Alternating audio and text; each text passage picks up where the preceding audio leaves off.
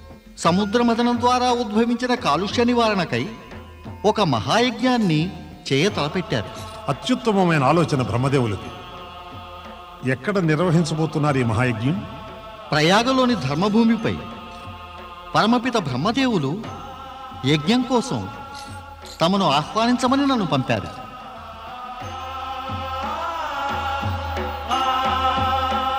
నేను తప్పక ఆ ధర్మయజ్ఞంలో పాల్గొంటాను. తమరు అంగీకరించినందుకు నేను ధన్యుణ్ణి. ఇక నాకు అనుజ్ఞ ఇవ్వండి. దేవర్షి, ఎందుకింత త్వరగా వెడదామనుకుంటున్నారు? నారదుడు కార్యం పూర్తయిన వెంటనే ఒక్క క్షణం కూడా అక్కడ ఆగడు.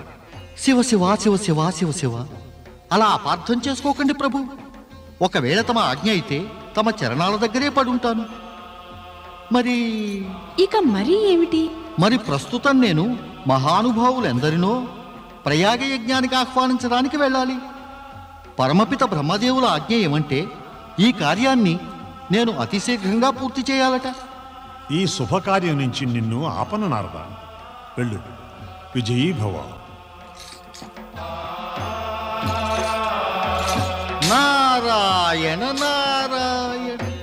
స్వామి, మీరు అనుజ్ఞనిస్తే ఒక మాట అడగనా?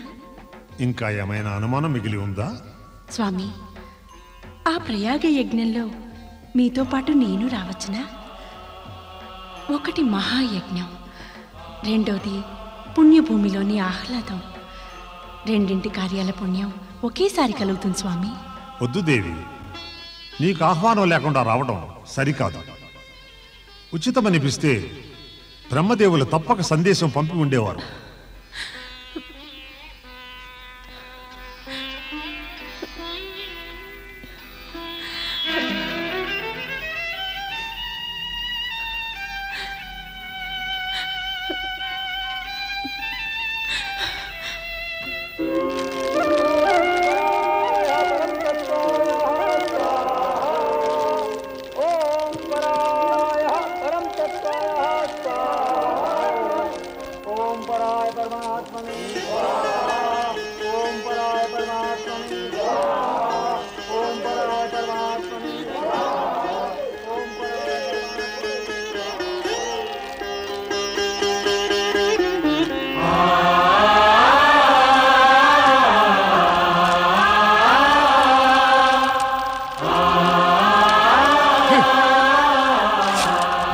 శంకర,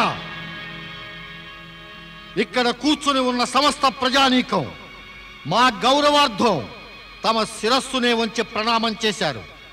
కానీ నువ్వు మా అల్లుడవై ఉండి కూడా మా వైపు చూడనైనా లేదు. రాజా, నేను ఈ పవిత్ర ప్రయోజనకరమైన యజ్ఞాగ్ని వైపే చూస్తున్నాను. అది విశిష్ట వ్యక్తుల కన్నా కూడా వందనీయమైనది. అసత్యమిది.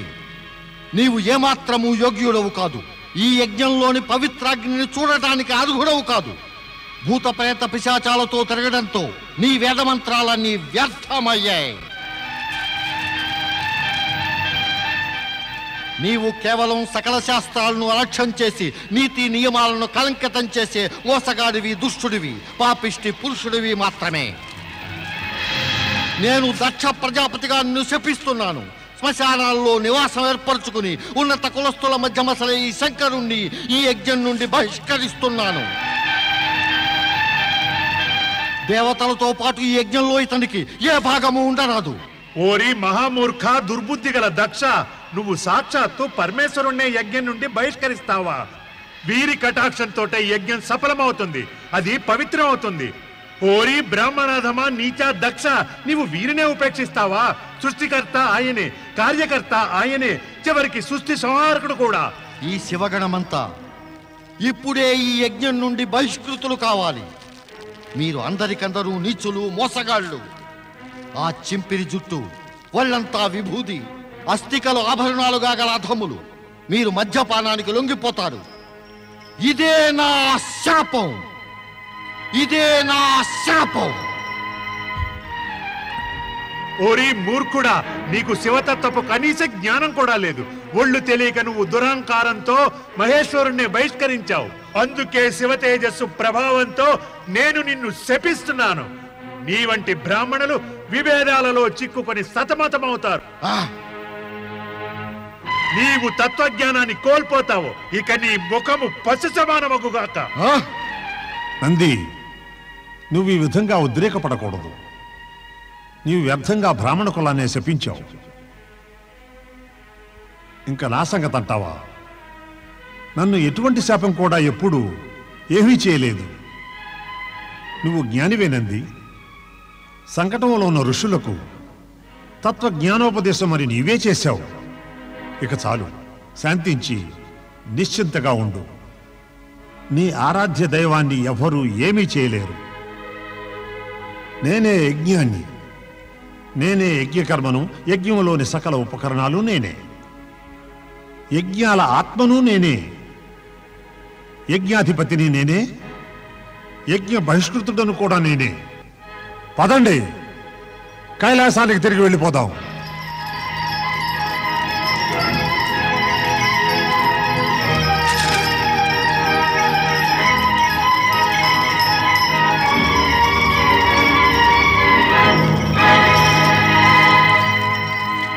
పుత్ర దక్ష, యజ్ఞం పూర్తి చెయ్యి. ఇంత జరిగిన తర్వాత కూడా ఈ యజ్ఞానికి అర్థమే ఉంది పితృదేవా. నా మనస్సు విరిగిపోయింది. దక్ష, పుత్ర దక్ష, ఆగునాయనా.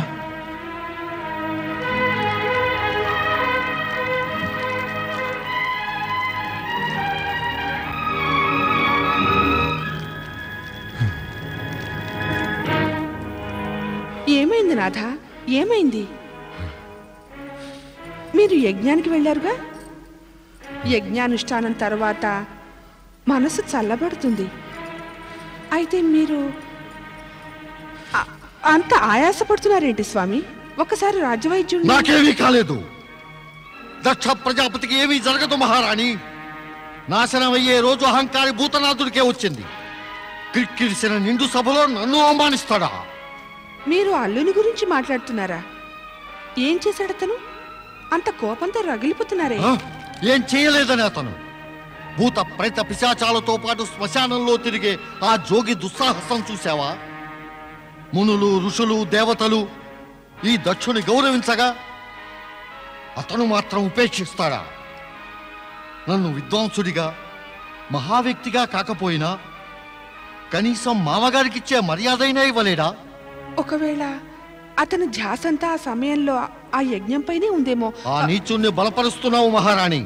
వికృత రూపధారుడైన ఆ నందీశ్వరుడు నన్ను ఘోరంగా అవమానించాడు. నా బ్రాహ్మణత్వాన్ని కించపరిచి శపించాడు నన్ను. తప్పకుండా మీరు కూడా ఏదో అనుంటారు. అప్పుడే చాలు మహారాణి. ఆ జటాజూటధారి అయిన దుష్ట అల్లుని పైన నీ ప్రేమనంతటిని ఒలకబోయకు. అసలు నా పితృదేవులు ఆయన ఒత్తిడికి లోనే మన సతీ వివాహాన్ని ఆ దుష్టునితో చేయవలసి వచ్చింది. నా మాటే నెగ్గితేనా? చాలించండి స్వామి, చాలించండి. తమరి ఉక్రోషం చూస్తుంటే నాకేదో అరిష్టమే గోచరిస్తోంది. నాపై దయ ఉంచి ఇంత అగౌరవంగా మాట్లాడకండి. నాకు చెప్పి ఏం లాభం?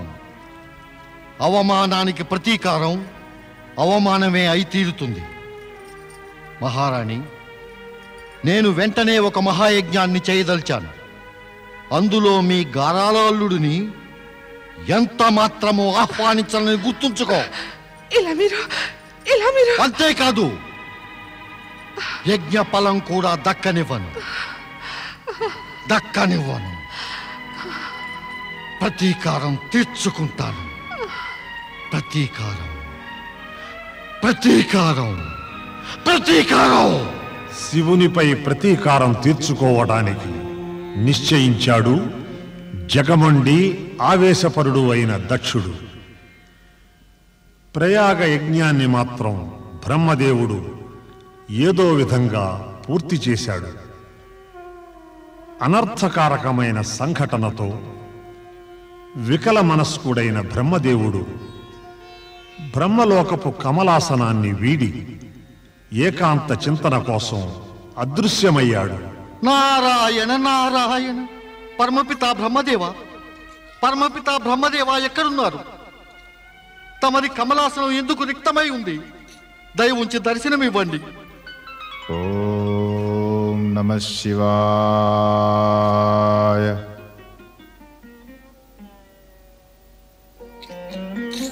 నారద,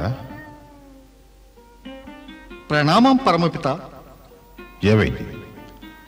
అంత బాధపడుతున్నావే? ఆశ్చర్యం ఏమిటంటే ఇంతకీ తమరు బాధపడటమే లేదు. తమ ఆధ్వర్యంలో నిర్వహింపబడిన యజ్ఞంలో అంత ఘోర అవమానమా? శాపానంతరం మీరు శాంతంగా ఉన్నారా? ఇక పరమపిత, అయితే నాకో మాట చెప్పండి. తమరు మీ ఆసనాన్ని వదిలి ఎటు వెళ్ళిపోయారు? అనిష్టమైన వాతావరణం నుండి తప్పించుకోవడానికి ఏకాంత చింతనలో లీనమయ్యాను నారద.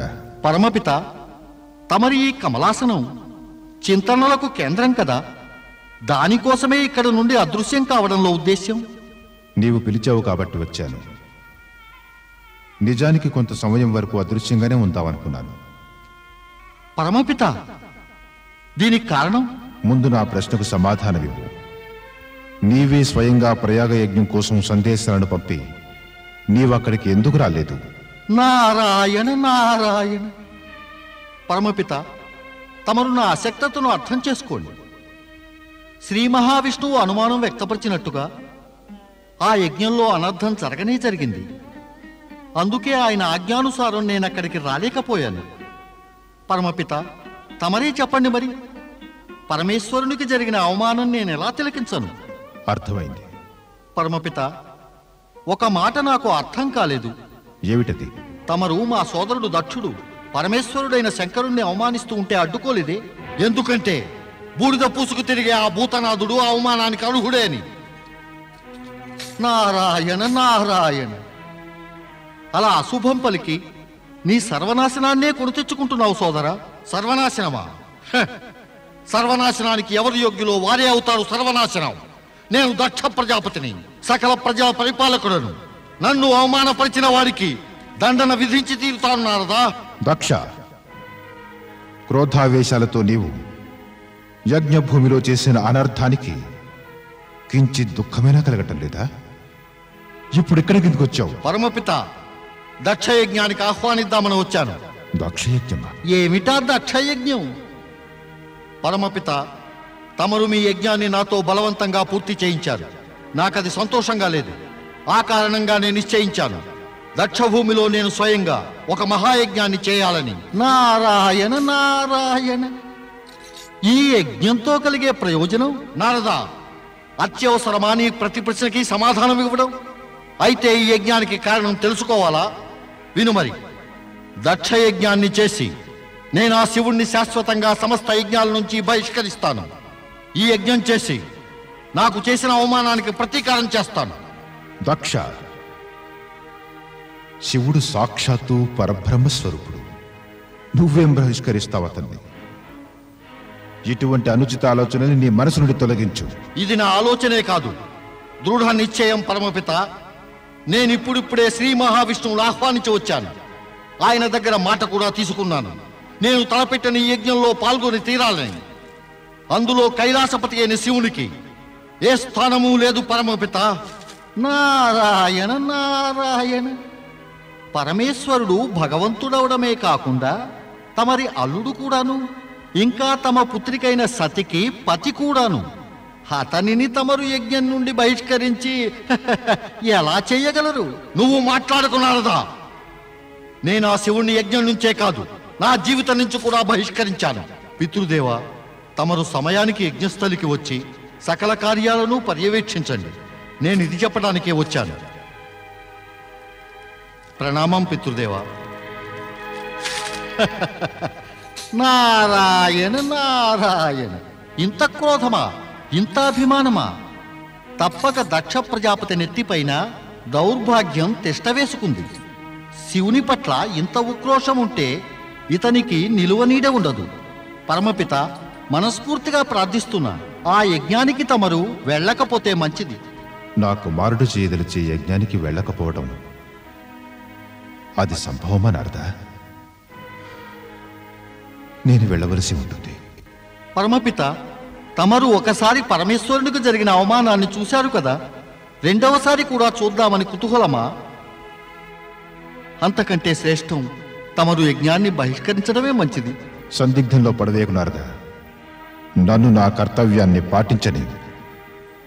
అయితే నాకు ఒకటి మాత్రం తెలుసు, ఏ కార్యమైనా స్వేచ్ఛతోనే జరుగుతుందని. మరి ఈ స్వేచ్ఛ ఏమిటో? దక్షుని మనసులో భయంకర క్రోధాగ్ని రగులుతూ ఉండడం చూస్తే నా ఉద్దేశంలో సదాశివుడు ఈ యజ్ఞం మూలంగా ఏదో విశేష కార్యాన్ని సంపన్నం చేయి తలపెట్టాడని అర్థమవుతోంది. ఆ కార్యం ఏమిటో నాకు తెలీదు. నారాయణ నారాయణ. పరమపిత, మరి తమకిది తెలియదు అంటే కైలాసానికే వెళ్ళి స్వయంగా పరమేశ్వరుణ్ణి అడిగి తెలుసుకోవచ్చుగా. లేదు నారద, దక్షునికి తండ్రిని కావడం వలన నేను బాధ్యుడనే. పరమేశ్వరుని వద్దకు వెళ్ళడం సమంజసం కాదు. నేను స్వయంగా శ్రీహరి విష్ణువు వద్దకు వెడతాను. ఈ విషయంలో సంప్రదించవలసి ఉంది. సరే, తమరు అలాగే చేయండి. మరైతే నేను ఈ అనర్థకారకమైన యజ్ఞాన్ని అడ్డటానికి పూర్తిగా ప్రయత్నిస్తాను. నారాయణ నారాయణ. దేవాది దేవుడైన మహేశ్వరుడు ప్రయాగ యజ్ఞంలో దక్షుని శపించకుండా తన పరాత్పర బ్రహ్మతత్వాన్ని చాటి చెప్పాడు. మరైతే ఆ అజ్ఞాని దక్షుడు గుర్తించడం లేదు. శివుని సన్మానించడం త్రిలోకాలను సన్మానించడమే అని, ఆ శివుని అవమానించడం బ్రహ్మాండాన్నే అవమానించడం అని. దక్షుడు నా పుత్రుడని చెప్పుకోవడానికి కూడా సిగ్గు వేస్తోంది. సిగ్గు. చతురానానా, ఎవరు సిగ్గుపడాలో వారే తల ఎత్తుకుని తిరుగుతున్నారు. దక్షుడు నన్ను ఆహ్వానించడానికి వచ్చాడు. తాను వేరొక మహాయజ్ఞాన్ని తలపెట్టినట్టు తెలియచేశాడు. తమరు వెడుతున్నారా నాథ? ఇప్పటి వరకు నిర్ణయించుకోలేదు. హే నారాయణ, నా ఉద్దేశంలో మనమిద్దరం అక్కడికి వెళ్ళడం అత్యవసరం. బహుశా అక్కడ యజ్ఞం వంకతో దక్షుడు శివునికి విరుద్ధంగా ఏదో వ్యూహం అనుతున్నట్టుగా ఉంది. ప్రభు, బ్రహ్మదేవుల మాటల్లో ఔచిత్యం ఉంది. నేను వారు చెప్పింది సమర్థిస్తున్నాను. అలాగే దేవి, నేను దక్షుడు చేసే యజ్ఞస్థలికి తప్పక వెడతాను. ఏమిటి నువ్వు అనేది? యజ్ఞానికి అందరినీ ఆహ్వానించారు కానీ? అవును మహారాణి. కైలాసపతి పరమేశ్వరుడు, సతీ ఇంకా శివభక్తగణాన్ని తప్పించి తక్కిన వారందరినీ యజ్ఞానికి రావలసిందిగా ఆహ్వానించారు. అంటే మహారాజు తన హఠాన్ని వదల్లేదన్నమాట. రాబోయే దుష్పరిణామాల వైపు కించెత్తైనా దృష్టి సారించలేదు. ఎక్కడున్నారు మహారాజులు? వారు శ్రీ మహావిష్ణువు ఇంకా పరమపిత బ్రహ్మదేవులను ఆహ్వానించడానికి వెళ్లారు. సతీ శివులను పిలవడానికి నేనే కైలాసానికి వెడతాను. నేను ఈ అన్యాయాన్ని ఎన్నటికీ జరగనివ్వను. ఎన్నటికీ. ఏమంటున్నావు మహారాణి? నువ్వు నా ఇష్టం లేకుండా కైలాసానికి వెళ్తావా? నా కుమార్తె సతీ, అల్లుడు శివుడు యజ్ఞానికి అనర్హులా? ఇది నేను సహించలేను. ఒకవేళ తమరే ఆహ్వానించకపోతే నేనే స్వయంగా వెళ్ళవలసి ఉంటుంది. తప్పక వెళతాను కూడా. మహారాణి, నన్ను వ్యతిరేకిస్తే పరిణామం తెలుసా నీకు? నేను కోపాగ్నితో జ్వలిస్తే భస్మమైపోతావు. నా కుమార్తె సతితో శంకరునితో ఉన్న సంబంధాన్ని భస్మం చేసే ముందు మీరు నన్ను భస్మం చేయండి. అప్పటికైనా మీరు శాంతించకపోతే అర్థం ఏమిటి ఈ యజ్ఞానికి? ఎందుకు ఈ యజ్ఞం? నేను ఈ లోకంలోనే ఎదురులేని చక్రవర్తిని. నాకు ఏది తోస్తే అది చేస్తాను. నా అధికారాన్ని ఎదిరించేంతటి దానవా నువ్వు? నారాయణ నారాయణ. శాంతించండి దక్ష సోదర. తమరి క్రోధం జగత్ప్రసిద్ధం. మరి యజ్ఞం చేసేవారికి క్రోధం ఉండడం అంత సముచితం కాదు. నారదా, నువ్విక్కడికి వచ్చావా? నారాయణ నారాయణ. నన్నెవరూ ఆహ్వానించకుండానే ఎక్కడికైనా వెడతాను సోదరా. ఇందులో ఆశ్చర్యం ఎందుకు? క్రోధం ఎందుకు?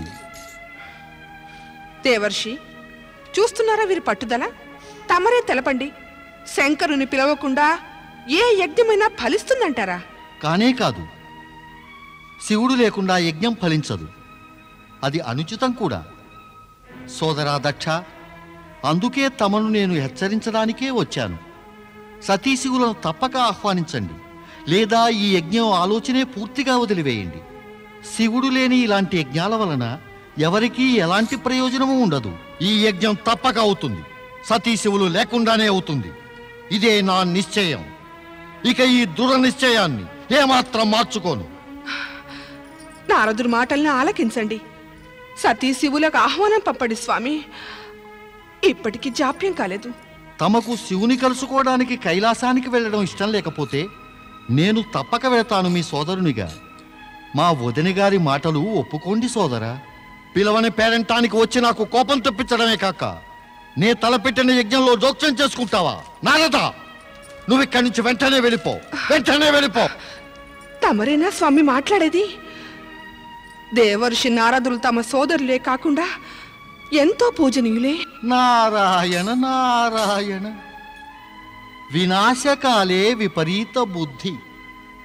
ఎవరో గాని సరిగ్గానే అన్నారు. ఎప్పుడైతే వినాశం సమీపిస్తుందో అప్పుడు బుద్ధి కూడా వక్రిస్తుంది. ఇక నేనెప్పుడూ తమరి గృహానికి రాను, అనర్థదాయకమైన ఆ యజ్ఞానికి కూడా రాను. వదిన గారు, ఇక నాకు సెలవు. పరమేశ్వరుడు తమను రక్షించుగాక. నారాయణ నారాయణ.